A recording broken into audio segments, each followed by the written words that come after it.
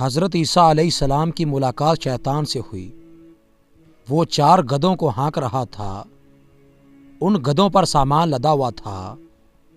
حضرت عیسیٰ علیہ السلام نے شیطان سے ان گدھوں کے ہانکنے اور سامان کے بارے میں پوچھا۔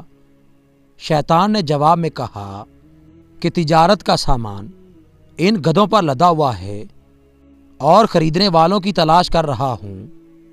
حضرت عیسیٰ علیہ السلام نے اس کی بات سن کر پوچھا، پہلے گدھے پر کیا سامان ہے؟ ابلیس نے کہا، ظلم۔ حضرت عیسیٰ علیہ السلام نے پوچھا، اسے کون خریدے گا؟ شیطان نے کہا، بادشاہ۔ دوسرے گدھے کے بارے میں پوچھا کہ اس پر کیا لدا ہوا ہے؟ شیطان نے کہا، حسد۔ حضرت عیسیٰ علیہ السلام نے پوچھا، کون خریدے گا؟ شیطان کہنے لگا، علماء۔ حضرت عیسیٰ علیہ السلام نے پوچھا، تیسرے گدھے پر کیا لاد رکھا ہے؟ شیطان نے کہا، خیانت۔ حضرت عیسیٰ علیہ السلام نے فرمایا، کون خریدے گا؟ شیطان نے کہا کہ تاجر۔